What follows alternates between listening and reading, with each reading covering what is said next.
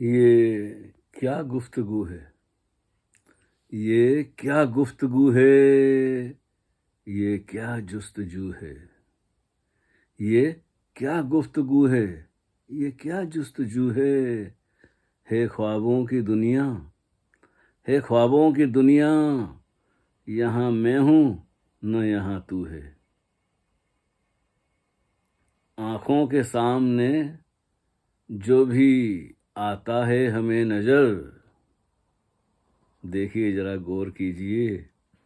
आँखों के सामने जो भी आता है हमें नज़र, उसको जो देख रहा है, उसको जो देख रहा है, वो मैं हूँ न तू है।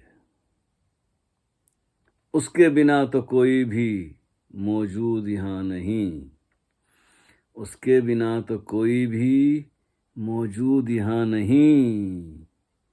अव्वल है ना आखिर, अव्वल है ना आखिर, बस वो ही रूबरू है। न किसी ने बनाई दुनिया, न किसी ने बनाई दुनिया, न इसे मिटाएगा कोई। न किसी ने बनाई दुनिया, न इसे मिटाएगा कोई। उसी का करिश्मा ये सारे रंगोबू है। बहुत सारे सवाल उठते हैं लोगों के मन में, अक्सर यही सवाल होता है। जो धार्मिक मजहबी यकीन करने वाले, विश्वास करने वाले लोग हैं, अकीदा रखने वाले, वो बोलते हैं जी, ये सवाल उठाते हैं आखिर ये दुनिया किसने बनाई। तो अगला सवाल पूछता है, इस सवाल के जवाब में एक और सवाल उठ जाता है कि अगर कोई कहता है इसने बनाए, उसने बनाए, अल्लाह ने बनाए, भगवान ने बनाए, गॉड ने बनाए, ईश्वर ने बनाए, परमात्मा ने, यहोवा ने, नाम कितने जवाब देते हैं। तो वो ये पूछते हैं फिर, जिसने, गॉड ने ये दुनिया बनाई तो गॉड को किसने बनाया। सवाल वहीं का वहीं खड़ा रहता है। तो ये तो क्या है कि इन्फिनिट रिग्रेस से चलते जाओ पीछे। जब भी कोई जवाब देगा इसने बनाया तो बोलेंगे फिर उसको किसने बनाया। तो ये सारा बचकाने खेल हैं। कुछ बातें हैं वो शायरी के माध्यम से मैं करता हूँ, लेकिन लोगों के सर से गुजर जाती है। अब जैसे मैंने कहा है कि आँखों के सामने जो भी आता है हमें नज़र, तो ये एक पंक्ति जो है उसको अगर आप गौर से देखेंगे, अभी कल की बात है, मैं घूम रहा था बगीचे में, तो देखा कि आधा चांद दिखाई दे रहा है। कुछ बादल छाए हुए हैं, चांद बादलों से झांक रहा है, छोटी छोटी बदलियां तैर रही है। वो सारे जो वृक्ष हैं, जो पेड़ हैं, बड़े बड़े दरख्त, उनकी शाखाएं नंगी हो गई हैं, मतलब निर्वस्त्र हो गई हैं, सारे पत्ते फूल सब झड़ गए हैं।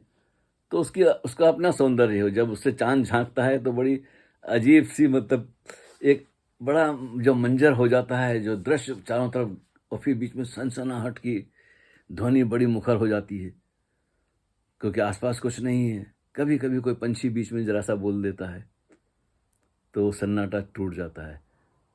तो मैंने देखा कि चांद अधूरा है, आधा चांद दिखाई दे रहा है। और हम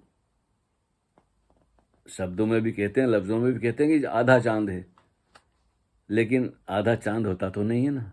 दिखाई देता है हमें, लेकिन आधा होता कहाँ है चांद।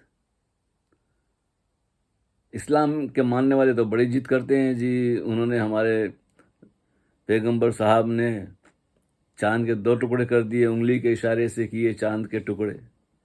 अब ये और पे बड़ी वो बहस करते हैं। मैं इन बहसों में तो नहीं पड़ता, लेकिन ये पंक्ति जो मेरे, अब कब लिखी थी ये गज़ल मुझे पता नहीं है, बरसों हो गए होंगे।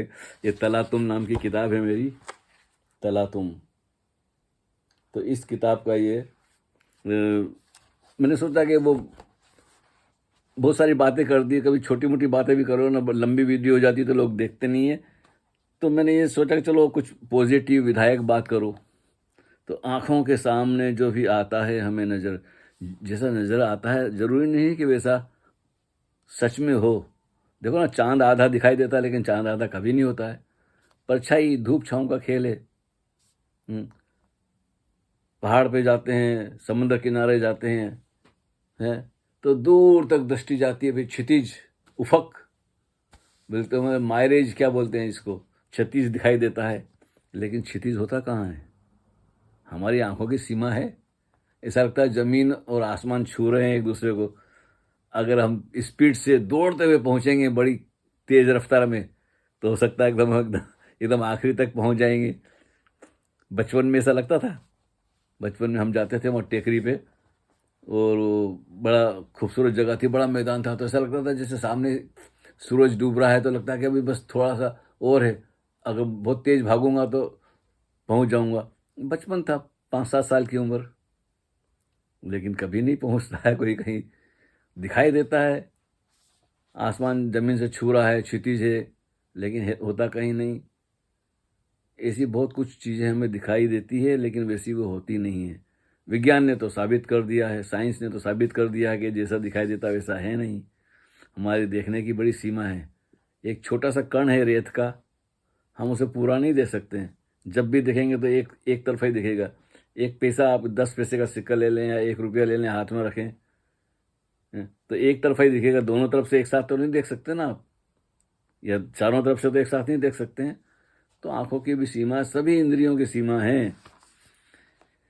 तो ये शायरी में बात करते करते कि ये क्या गुफ्तगू है, ये क्या जुस्तजू है ख्वाबों की दुनिया, यहाँ मैं हूँ न यहाँ तू है। अब ये बहुत बड़ी बात है। शायरी में तो ऐसा है कि जैसे बड़ी फटाक से कह दी, लेकिन ये अनुभूति का जगत है, और इसको बयान करना बड़ा मुश्किल है। लोग मानेंगे जी भाई हम, मैं यहाँ नहीं हूँ, तुम यहाँ नहीं हो, फिर तुम दिखाई तो देखते हो, बात कर रहे हो, लेकिन जो दिखाई देता है वो कभी नहीं था और वो कभी नहीं हो जाएगा। ये आवाज़ खो जाएगी, ये आँख से देखने वाला खो जाएगा, ये कान से सुनने वाला खो जाएगा, ये शरीर खो जाएगा। जो कभी था ही नहीं वो हो गया। जन्म का तो हमें पता नहीं, भाई हम जब जन्मे तो किसी को पता नहीं होता कि उसका जन्म हो रहा है। माँ बाप देखते हैं, वो तो साक्षी हैं, वो तो विटनेस है, गवाह हैं, चश्मदीद गवाह हैं, हमारे सामने बच्चा माँ के गर्भ से निकला है, वो तो सच बोल रहे हैं। लेकिन जो पैदा हो रहा है मैं हूँ, मुझे तो पता नहीं ना। मुझे तो 3-4 साल तक पता ही नहीं था। शरीर था, भूख लगती थी, रोता गाता था, बचपन की बातें मेरे माता पिता बोलते थे, तू ऐसा करता था वैसा करता था, लेकिन मुझे याद ही नहीं, मैं था ही नहीं वहाँ। लेकिन उन्होंने तो मुझे देखा है कि मैंने आग में हाथ डाल दिया था, या सीढ़ियों से गिर गया था, या पानी में डूब रहा था, उन्होंने मुझे हाथ पकड़ के, लेकिन मुझे तो वो याद ही नहीं है। इसका मतलब है कि नहीं, वहाँ मैं था नहीं, वहाँ सिर्फ शरीर था। तो मैं कैसे कहूँ कि मेरा जन्म हुआ? जब जन्म के वक्त मैं मौजूद नहीं था, तो मैं कैसे कहूँ कि मेरा जन्म हुआ? इसलिए मैं अपना जन्मदिन नहीं मनाता कि जब आप ही को पता नहीं है, दूसरे मनाते हैं, तो क्या फिर उसके पीछे इतना शोर शराबा करना, मोमबत्तियां जलाना, फूंक मारना, अनहाइजीनिक कर देना, जबरदस्ती लोगों के मुंह में केक का टुकड़ा छुरी से काट के ठूंसना, ये सब पागलपन लगता है मुझे। हाँ, भारत में जन्मदिन मनाते थे हम, कृष्ण जन्माष्टमी मनाते थे, बुद्ध का जन्मदिन, महावीर का जन्मदिन, गुरु नानक देव का जन्मदिन। जो बुद्ध पुरुष हुए हैं, जिन्होंने जन्म मरण के पार जाना है कुछ, जिन्होंने अमृत को जिया है, जो जिसका ना जन्म होता ना मरण होता। ओशो ने अपनी समाधि पे लिखवाया है ना कि जिनका ना जन्म हुआ ना जिनकी मृत्यु हुई, वो सिर्फ इस समय से इस समय तक के बीच में इस पृथ्वी ग्रह पर पधारे। ये उनका अनुभव था। वो सदा से कहते रहते थे कि मैं तो शरीर में बस तुम्हारे लिए टिका हुआ हूँ, नहीं तो मुझे तो यहाँ रहने की ज़रूरत ही नहीं, मैं तो कब का विदा हो गया। जो मेव भाव था, अहंकार था, जो आइडेंटिटी थी हमारी शरीर और मन से, विचार से, वो आइडेंटिटी टूट जाती है। तो उसका ये कहने का तात्पर्य है कि हे ख्वाबों की दुनिया, यहाँ मैं हूँ न यहाँ तू है। तो ये मैं भाव है ना, इसका जन्म होता है, अहंकार का जन्म होता है। समाज से, शिक्षा से, पड़ोस से दूसरे लोग निर्मित करते हैं हमारे मैं को, हम मैं लेके पैदा नहीं होते हैं। तो शायरी कहने को 4 शब्द हैं, लेकिन इसका अर्थ बड़ा गहरा है। कभी सोचें, विचार करें कि आपको पता है कि आप पैदा हुए हैं? नहीं पता है तो जन्मदिन बनाना बेईमानी है, हिपोक्रेसी है। सुनी सुनाई बात में आप भीड़ के चक्कर में आ गए, लाखों की भीड़ में आपको सम्मोहित कर दिया, आप हिप्नोटाइज हो गए हैं। अब सोचिए, विचार कीजिए, जब पता चल जाए आपको कि आप पैदा हुए हैं, आपने देखा अपने आप को वomb से बाहर निकलते हुए, तब जन्मदिन मनाना।